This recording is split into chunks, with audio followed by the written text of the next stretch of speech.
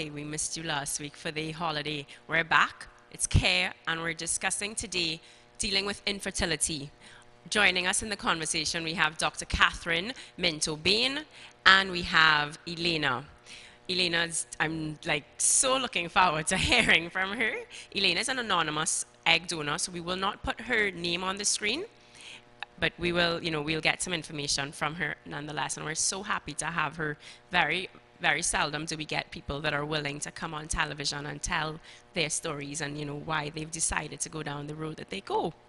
I'm going to let Dr. Catherine Bean tell us a little bit about what she does. And it's funny that a lot of people are not aware that we have our own infertility clinic in Trinidad. So I'm going to let Catherine tell us about the IVF fertility clinic in Trinidad and how did you get into it? Well, thank you very much for having us here today. It's lovely to be on your show. And Yelena, thank you very much for being here as well. I think it's a really wonderful thing that people are willing to talk about infertility because so many people are scared, and that's one of the sad things. How did I get into infertility? Well, I'm a gynecology doctor by training. I always thought infertility wasn't very interesting. I loved labor ward and delivering babies. And if you ask my husband, who put up with me as I was training, I thought fertility was boring. I was never going to do it. But actually, it's one of the most fascinating aspects of medicine. And at the end of the day, we're helping people have babies. We create families. That's what we do. Okay.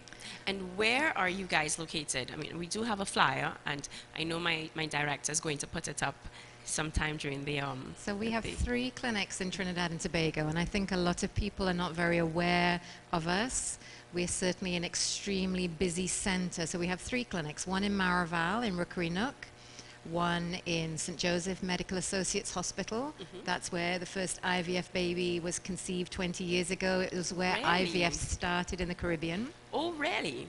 Yeah, that's news. That's new news. So Trinidad was the first fertility clinic 20 years ago that conceived an IVF baby. Absolutely. Wow. Professor Ramswak, who still works in the clinic with me, he's the lead clinician, he's the senior clinician in our business. So we had the first IVF baby 20 years ago. In fact, Trinidad has led the way in the Caribbean with every new advance. Wow. So we are silently, quietly working extremely hard. At the moment, we're doing a lot of work on Zika virus. Really? So we're leading the way at the moment with research in the region looking at how Zika is excreted and probably highly infectious in sperm and semen. So that's a new thing we're looking at. Wow. Well, we've already discussed Zika on our show, but I mean, I'm sure we could put in, 5 minutes to discuss, the research that you guys have done with that. So I'm going to let you pass the mic on to Elena. Yelena. Yes, Yelena. All right. I don't want to mess up your name. Names are so important. First of all, I mean, I really would like to know what in the world possessed you to wake up one morning and say, hey, I'm gonna give my eggs away. And I'm sure a lot of women are thankful for that. Yes. Well, when I heard about it, I thought about it because How did you hear about it? Through a friend. Yeah, she told me about it. She asked me, if I was willing to think about doing something like this. And, well, I know a few people personally who can't have kids. It may not be infertility, but just the fact that they can't have kids. And I know that I can help. So that's why I decided that, hey, I will help. Wow, that is pretty generous. So is this a common thing, Dr. Bain? Are you guys always looking for egg donors? It's incredibly common. Infertility has many causes. So a lot of people think low sperm counts, polycystic ovaries, but then 1 in 100 women will go through an early menopause and have no eggs left. Wow. So that's actually commoner than people realize. And that's one reason where if you've run out of eggs at a time when maybe you didn't expect to, someone like Yelena can come along and donate eggs to you, and then you can carry a baby from someone else's egg, your partner's sperm, and you can give birth, grow the baby, give birth. It's your baby legally, and it's a beautiful way to have a baby if it feels right for you. So I have 2 questions about egg donate, receiving an egg donor. So if I use someone else's egg, does that mean that there's no DNA from me? Absolutely. Your genetics doesn't go into the So baby. there's nothing. So I can produce a child that will not look like me at all. Absolutely, yes. Okay. And if someone after this show wanted to get involved, wanted to donate eggs, is it that they just come to your clinic and say, hey, what's the process? So you contact the clinic and you say, I'm interested in being an egg donor. But you have a lot of screening to go through. So the first thing is, if you're the staff at the clinic will ask, how old are you? Have you had children before? You don't have to have had children, but you have to be over 20, under 34. You have to be healthy. There's a whole range of things that we Yes. screen for. I can imagine. Wow. And like, there's so many things in this show that I've realized that are silently going on in Trinidad. I mean, this is just not something that I've thought of. For me, things like adoption, sperm donating, egg donating, it's such a small country. This is not in the States where, okay, I'm giving away my egg to someone and I may never bounce them up in public ever again. How do we deal with that part of it? Is it, or do you know who you give your egg to? How does that part work? We have to be very careful. So we do two types of egg donation. Somebody can bring along their own donor that they know, and sisters have donated to sisters. Or a niece can donate to an aunt, and we do quite a lot of that. But a Okay. lot of people don't have someone that they could ask. Okay. And so countries in the world will have restrictions on what you can and can't do. In Trinidad, there is nothing. There's no legal restriction here on what the fertility clinic can do. Really? So you can hear from my accent, I'm British. Are we advocating anything where we do put in legal restrictions? I mean, I'm always very concerned about that. I believe that everything should be controlled very carefully. So what we do is we bring the UK restrictions to our clinic. Right. And we have voluntarily gone out and we are So you're accredited. self-imposed. We have self-imposed all those restrictions, and we are accredited every 2 years by a team of inspectors that come down and check on what we're doing, and we get a stamp, which is hard to get, that says we're an excellent clinic and we're doing things according to the British standards. So what are some of the things in place to prevent I feel like Yelena. I'm going to mess your name up, Yelena, from saying, hey, this is my kid and I want her back, or what? That's easy. It's legal. The legal contract that you sign is very straightforward. And Yelena would have been through counseling, so she understands she's giving away a gift. Okay. And if somebody's What not... happens for a child who needs something donated later on, like heart problems or, Those things are very, very rare, but we've always said to egg donors that we carry the details of where the egg went. So you can get in contact if you really needed to say, hey, this person needs something from you. So if a child needed a bone marrow transplant and they were looking for a match, they may want to find their biological parent. That's a 1 in a million chance. Okay. It's actually extremely rare that those things would happen. Okay, But well, television makes it seem so common. it does. And so if you talk about the restrictions, for sperm and egg donors, we allow 3 families to be created in Trinidad and Tobago. So in England, you're allowed to create 10 families, the donor's family being 1.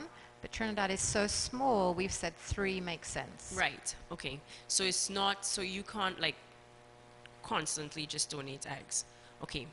Well, we're going to go on a break, and when we get back, we're going to hear a lot more about dealing with infertility. I mean, the egg donation bit was already so interesting. Thank you, guys. Don't go anywhere. You're watching Care, and we're talking about infertility today.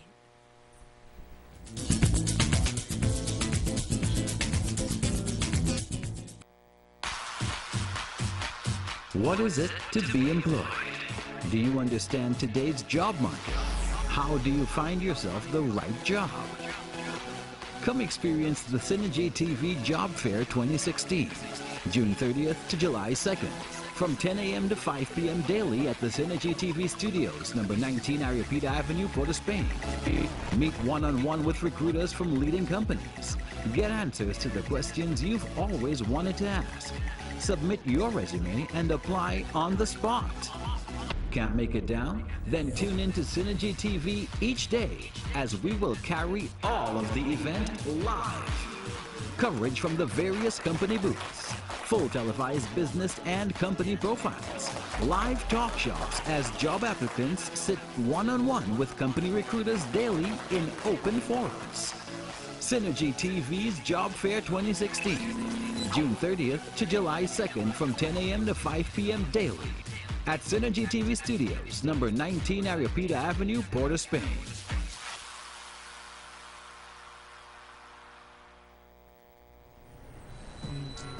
Yo, this is a story about human rights. For those that don't know, you need to.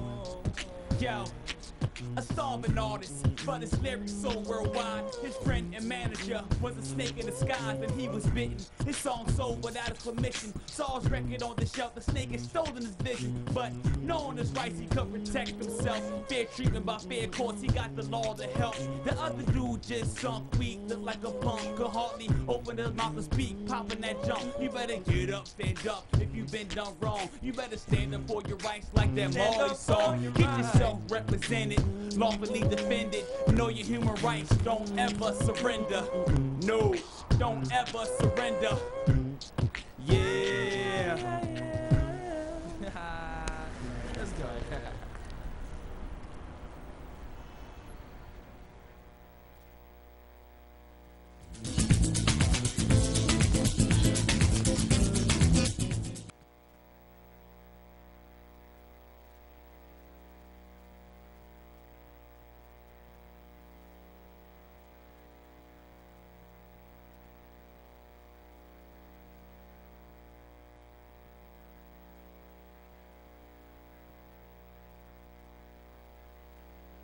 Doing the research, when I was asking about it, I knew I wanted to do a show on dealing with infertility, and I was getting a lot of other feedback from different countries, and I was like, well, somebody said we do have one in Trinidad, and so if we are not aware, we have a good one in Trinidad. If you're just joining us, we actually are leading the way in the Caribbean. 20 years ago, the first IVF baby was conceived in Trinidad in our clinic. So, it's not something that's just up and come about today. So, 20 years is a long track record. And our last segment, we spoke to Yelena, who is Yelena, who is an egg donor. Before we get back into dealing with infertility, we're going to have our sex ed capsule now, keeping our tiny tots bodies safe.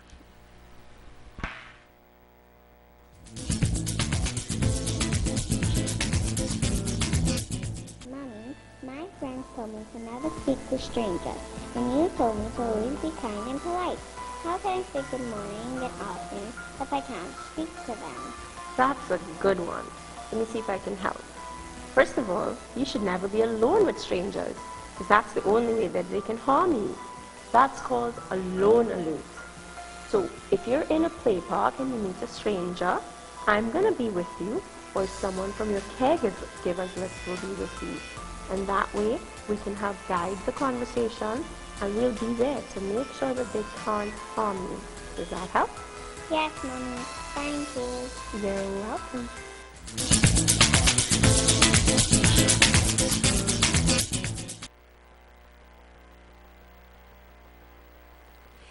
That's our sex ed capsule, and that's my daughter. I tell everyone that all the time.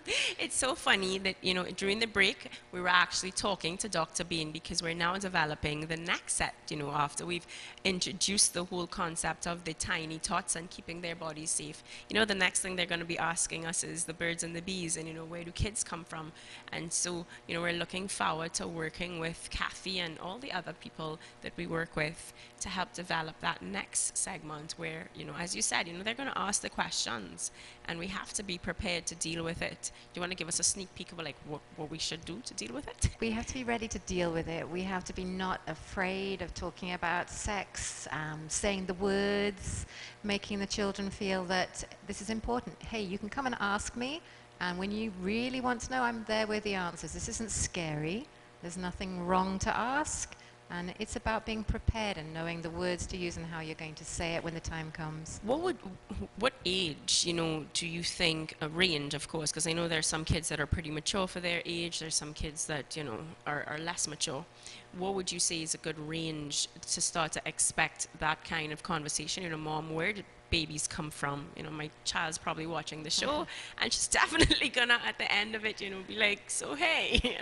My eldest daughter asked me when she was 3. And she Right. is so mature. Whereas my son at age 10 came and asked, and then he said, no, not really ready for this just yet. I'll come back next year. And so when your 3-year-old daughter asks you, Mom, where do babies come from? My first question to her is, how much do you want to know? Do you really want to know? We can sit down and go through this. Are you ready? She goes, yes, I'm ready. And there are some really good books you can have that are helpful. But actually, it was the birds and the bees. It was, where do periods come from? How does a man put sperm in there? How do you get it in there? Really? Yes. At 3 years old? Oh my goodness, you and Daddy do that. But you have to have those. You have to have those But words. you have to be prepared, and you have to be prepared. Yes. Okay, Yeah. so we're definitely looking forward to developing the birds and the bees capsule. We're definitely. I'm gonna take Kathy to coffee, and I promise you guys, I'm gonna get it all from in her brain, and we're gonna put it out there. Because clearly we're behind time. If there's some kids that are ready, and I'm always a firm believer that they shouldn't be the ones imagining it. We No. should be the ones guiding the conversation. And if they're asking at 3, they're thinking about it. Exactly, and they may not want it all, but the worst thing is if you learn it from your friends, or you get the wrong information, or or if someone is hurting you, and you feel there's something wrong here, but my mummy doesn't want to talk about it. Yes. That's the worst thing. So if a 3-year-old is asking, there might be a reason. Now, my 3-year-old was asking because I was pregnant, and she just Right. couldn't figure out how it got in there. Okay. But Right, there no might be problem. reasons, and if you talk and open up the conversation, you'll be surprised at how much they're thinking about it. Right. Okay. All right. Important. Yes, I like that. All right. So what we're gonna do is, I just want to talk about the male infertility side of things. Do you guys deal with the male side of things at all? Absolutely. Huge issue. We did some research about 5 years ago to show what a huge problem male infertility is in the Caribbean. So at least half of the couples coming to our clinic, male problems will be a part of it. Okay. And we've seen over 10,000 people in the last 4 years. So I'm always saying to people, listen, 1 in 3 men who come through our door, and that's 10,000 people in the last 4 years, 1 in 3 have a low sperm count, and 1 in 10 have no sperm. That's people coming through the clinic door. So yes, male infertility is something that we do a huge amount of work on. Do we do sperm donors in Trinidad? We do. Because of Zika virus, we no longer screen and freeze sperm donors locally, because you probably know Zika is carried in sperm. It's highly infectious. Okay. So at the moment, we have a sperm bank, and it's imported from overseas. Oh, okay. So it's just recent times that we've stopped using the local sperm? Absolutely, yes. Okay. All right. And again, if someone's interested in being a sperm donor, well, not We're now, not I taking guess. We're sperm not donors taking at the sperm. moment. Yes. Okay. So Until we just have to wait it out. Until Zika's gone, we have no idea how long Zika lasts in semen for. It's a sexually transmitted virus. There's a lot not known about it. So at the moment, We're just don't not call us to be taking- a sperm donor. Okay. Question: Is it costly to import this sperm? I mean, how? Yes. Sperm banks, if they do screening properly, are fairly expensive. And that's why we look to start our own screening program here in TNT to make it cheaper and more affordable for local couples who need sperm. You still have to do it properly, and it's still relatively expensive, but you can certainly get the cost down. And people prefer to have a local donor sometimes. Yes. Yeah, I can see that. Okay. Now, what are is this entire process, this is a private institution, so is this something that is a costly option? It doesn't have to be. Your assessment when you first come in is free with a nurse. You do some tests if you want, and there's some cost associated with that. And then you come through and see the doctor to find out what's going on. If you need just some fertility tablets, you're talking a couple of hundred TT for treatment. Okay. But if you need egg donation, you can be heading up into the 70,000 TT range. So Right. there's a huge range, but there's often more than one option. And we Okay. always say to people, don't be scared. Come and find out what your options are. Right. The first step, and that's not a costly thing, just to find out your options, just to Yeah. have that knowledge. What do we have natural options? Most people have been through the natural options by the time they get to us. So most people have been watching their ovulation, seen local doctors, gynecologists who are not fertility specialists. So by the time people get to us, they're usually way past that. Okay. But it doesn't mean we won't talk about it. But most people are moving on to more than that generally. So do you guys, I mean, because a natural option doesn't necessarily mean that it shouldn't be guided and counseled. You know, is it that you offer natural options where you can help them, you know, whatever that natural options. Don't even know what's a natural option. I have a child out of marriage, so clearly I do not have a fertility issue, you know. So, I mean, what if I were trying to get pregnant and I didn't want to go down the chemical road, what would be some of the natural options, and do you guys give that kind of counseling? We do. If you go on our Facebook page or our website, actually, www.trinidadivf.com, you'll find the information, timing, sex to get a baby, helping you work out when is my egg coming out and when do I need to have sex to get sperm in the right place.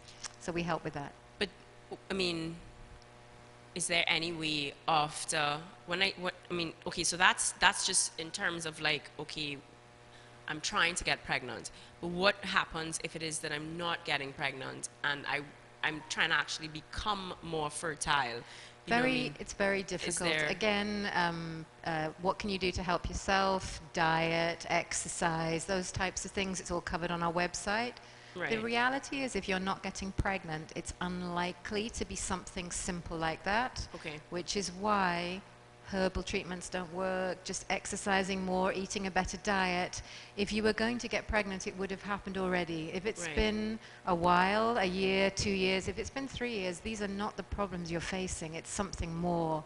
Sperm issues, tubal issues, or some women, like Yelena helps, have no eggs, very, very low egg levels, no eggs. Okay. And then we What can are some of the causes? I mean, are there diet causes?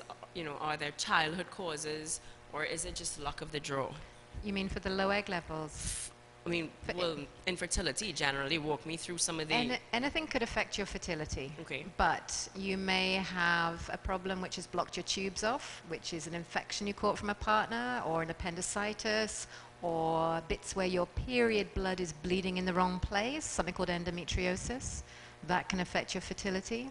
Genetics plays a part. A whole range of things. Male infertility, we don't really know. The environment, pesticides, chemicals in our food, things in the water supply, genetics, things you've inherited. There's masses of things. If we go to losing your eggs, that's primarily genetic. It seems to be there are 1 or 2 genes that you inherit that mean you're going to end up with very low egg levels in your 30s. So it's nothing that we can do to say, okay, well, let's live a healthy lifestyle. It's just the luck of the draw. We always say live a healthy lifestyle, but a lot of it you couldn't control. You can't yes. control. Yeah. Okay, well, we're going to go on, pay some bills. We're going to go on to a break. And when we come back, we're going to continue talking about infertility. We're joined by Dr. Kathy Baines and Yelena, who is an egg donor. I mean, that's just like an angel on earth, I'm sure, to some people. Don't go anywhere. You're watching Care, and we're going to be right back.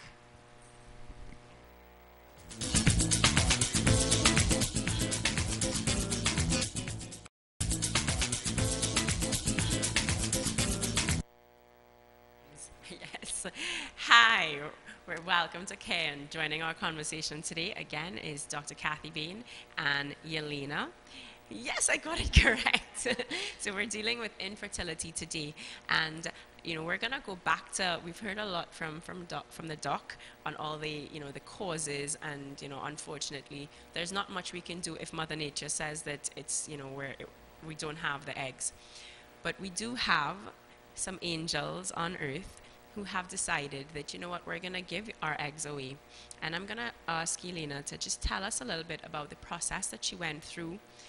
some of the emotions that you would have gone through, the actual process, from start to finish, and how do you feel now, I mean, to know that somebody is probably carrying a bit of your DNA somewhere.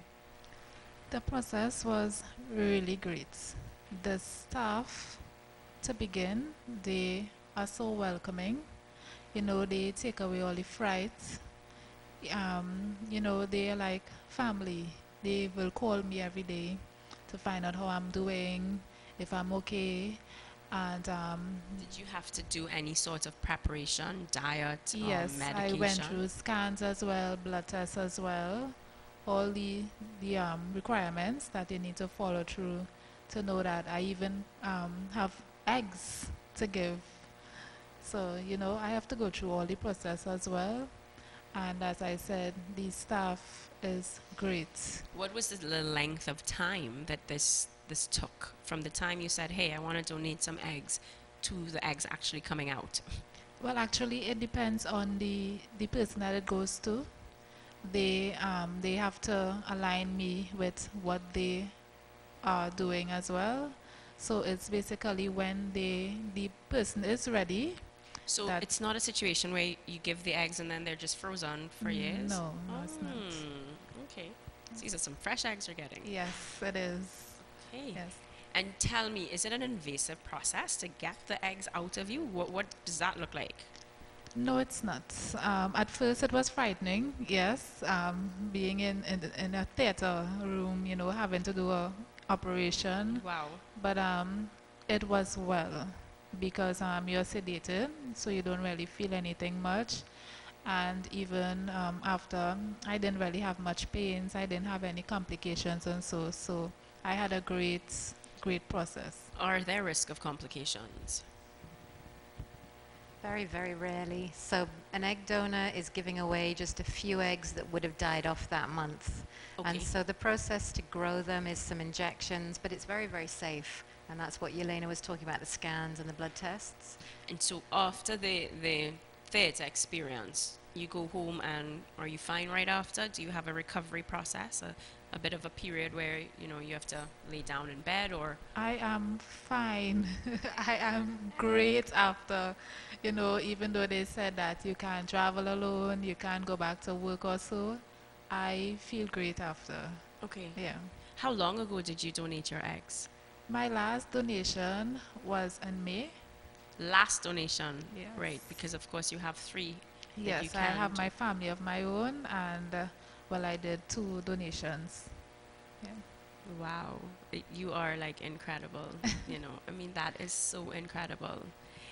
So, I mean, emotionally, what do you feel? Well, as I said, at first it was frightening. Well, I don't really feel much of the emotion as yet because to me, I think the emotion comes in when the baby is actually there and is growing inside of me where I actually feel connected to it. So, whereas it's just eggs, I So don't you've just really given off the have- eggs and you yeah. don't feel as if your DNA is somewhere floating around. No. No. It's just left your body and that's it. Yes. Do you find that in your experience, doctor, that there are people who,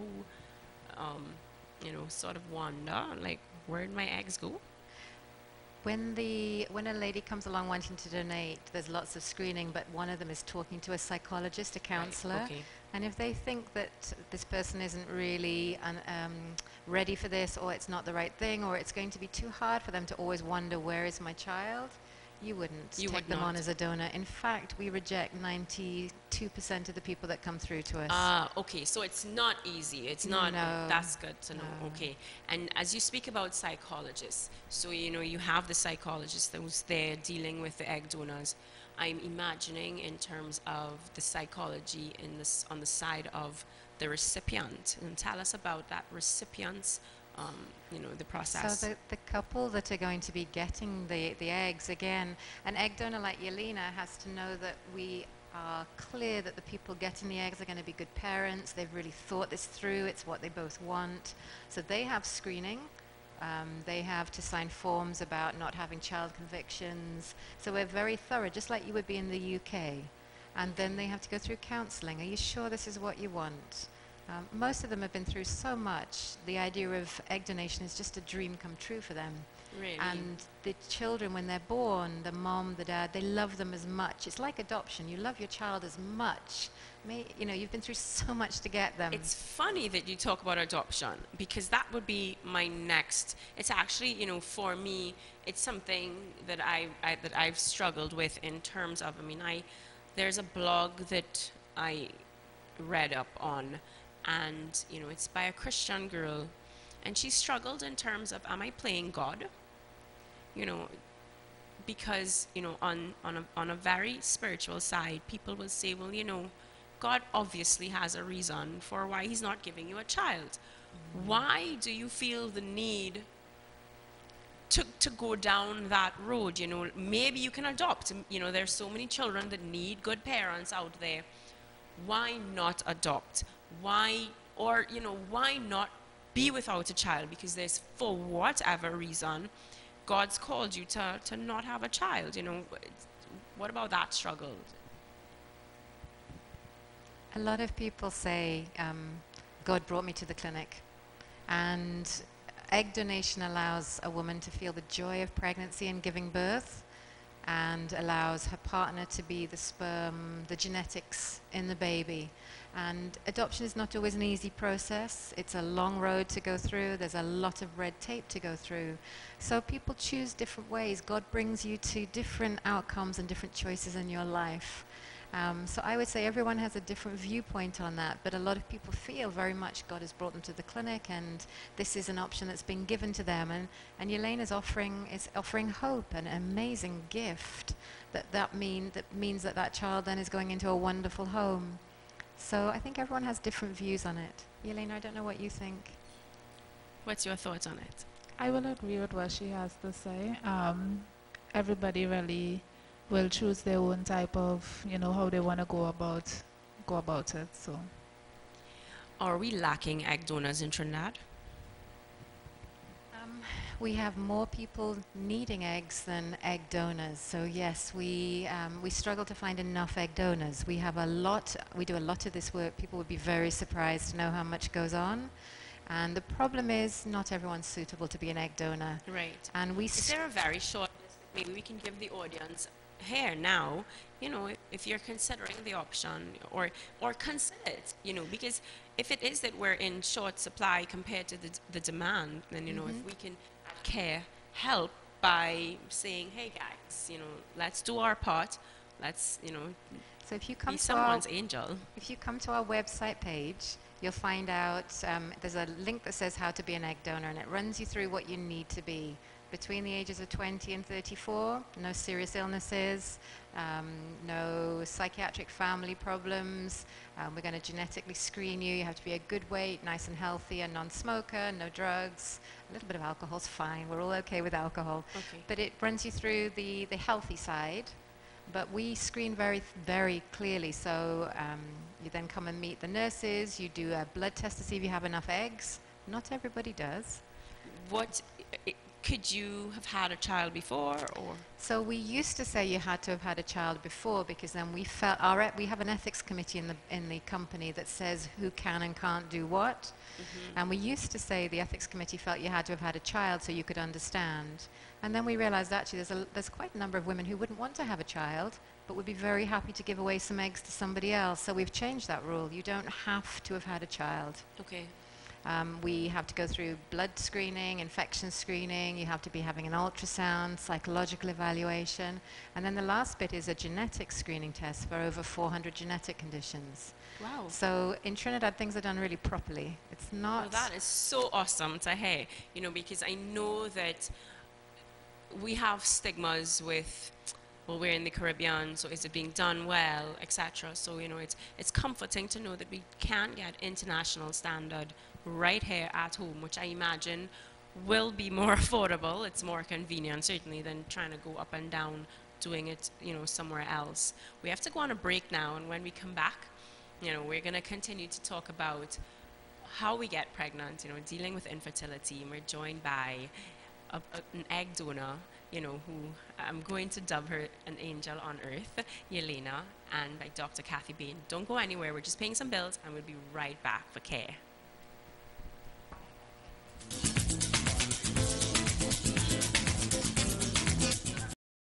So Elena, I'm just gonna hear from you a little bit, but before we hear from you, I know we're gonna end up like going into this, and so there's something important that's going on this weekend, and if you permit me to take 1 minute out of your time. If you guys don't know, I've authored a book. It's called If I Can, You Can Too. And it's the true story of some of our local heroes, Keyshawn Walcott, Mailing, John Rahal on the business side of things, and Rhea Ramnarine. And we're having a very special book reading this weekend on Saturday at Irie Elephant. The books are going to be sold for 50% off this weekend, so it's $50, and it's a really, really great opportunity. For me, I mean, just a little bit of background. I was so passionate about writing this book, because a lot of us are not aware that, somebody like Keyshawn Walcott, he had to sell crab 2 days a week to be able to afford to go to school 3 days. He taught himself javelin on YouTube in the beginning. And a lot of times we see the success of our local heroes, but we think that, they were born with a silver spoon in their mouth, or they got lucky. And our young people are not aware of the struggle, the determination, the persistence that our successful people have gone through. So bring your kids to Irie Elephant. It's in Maraval this Saturday at 10 a.m. for a very special book reading. Of course, we'll do autographs, and the books will be on sale for 50% off on Saturday. All right. Thank you, guys. Yes. And so we're back now. We're back to infertility. And what I want to find out, just before we start to wrap up, what are some of the things that you would say to someone, if I'm considering donating eggs, what would you like to say to our audience out there? Come on, donate some eggs. It's really a positive experience. For me personally, my kids mean the world to me. They are my ray of sunshine. So I know how I feel inside where my kids are concerned. So, if I have the opportunity to have someone else feel that way, why I give in that opportunity to someone else, because it's really a great opportunity to have kids. Kids are wonderful. They are a blessing, and there are a lot of people out there who don't know how it feels like to have a kid's love and that sort of thing. So it's really, really a great experience. If you can give somebody else that type of experience and happiness. Oh my gosh, I couldn't say it any better. I have goosebumps, because as a mother, you're right, it is such an amazing experience. I have friends who, are approaching 35, and, marriage is not on the horizon. And so that's going to be a next question that I'm going to ask you in terms of, my mother will probably hate me for this, but some of us are not necessarily interested in marriage, but we want it's not even selfish, but I think that as a single mom, I can raise my child just fine. I can give her all the values in the world. And, what are you guys open to that, or is it, unless you have mother, father sort of thing, are you guys into the modern? We're very open. If you're going to be a safe, wonderful parent, you can come and have a child. So we do a lot of work for single women, sperm Yes. donation. Same-sex couples, women come together to have a child. Couples where they're a bit older, women we treat up to the age of 50. Really? So you don't have to be married at all, but you have to be committed to having a child. Yes, and well, safe, it is a commitment. and safe as a parent. That's the only requirement. All right, great. Guys, what we're going to do is put the flyer back up on the screen before we go, because we want you guys to, thank you for putting that flyer up, because I want you guys to come out to the book reading, but I want you to put up the fertility flyer. Yes, that one. And just, take the information down. Maybe you can just call out the number. Yeah, so you can see, I don't know if you can see down the bottom, we have two main offices, Medical Associates Hospital at the IVF clinic there, 222-8341. We have our new clinic in Charleville that's just opened off the Caroni Savannah Main Road up by the Munro flyover, and our other unit just around from Irie Elephant in Rookery Nook. Right. So where your book reading is in Rookery Nook, we're just around the road, 622-8869. Okay, and what are the opening hours? We're open, all the clinics are open, well, the 2 clinics are open 7 a.m. to 3 p.m. Monday to Friday, and Medical Associates, the IVF unit there, is also open on a Saturday morning, 8 till 12 noon. And you can email us, info, I-N-F-O, at trinidadivf.com. And you are on Facebook, and you have a website. What's your Facebook website address? Website, www.trinidadivf, for in vitro fertilization, you can see it there on the flyer, .com, ivf.com, trinidadivf.com. Perfect. Guys, thank you so much for coming. It's been a real pleasure. It's been an eye-opener. Is there any closing comments that you'd like to say, this is not just Trinidad and Tobago, we're broadcasted around the Caribbean, and yes, and our website's accessible to everyone. Of course, visit our Facebook page, visit our website for a recording of this, and you can share the information, share the videos after, because I'm sure there are a lot of people that are not aware that we are doing great work. The clinic's been around for the last 20 years. I find that so, I'm so proud to know that the first IVF baby was conceived in Trinidad by our own clinic. Please share the video, visit our website at marshariley.com, and some closing comments. Marsha, I just want to thank you. There is so much stigma around infertility, but what we do is creating families. There's no stigma. If you have infertility, you come and ask for help. If you want to be an egg donor, come and ask and see if we can take you on. You're so right. At CARE, we believe in discussing taboo topics, because the first step to erasing taboo is to talk about it. And a lot of people are ashamed. They kind of sit down quietly. And you're right, there's no shame in it, And of course, I'm sure these things are all confidential. So, 100%. Just walk in and have a conversation. Guys, thank you so much. Thank you to our audience. Our audience is growing. We're getting the reports, and I'm loving the numbers. Keep on watching as we aim to make parenting in Trinidad even better. Parenting is the root of it all. If we get our house in order, everything else will, just disappear, all the other social ills. So thank you guys for CARE. Join us next week, and hope to see you guys at Irie Elephant on Saturday, where I'll be doing my book reading. Okay, bye. Thank you. Thank you so much.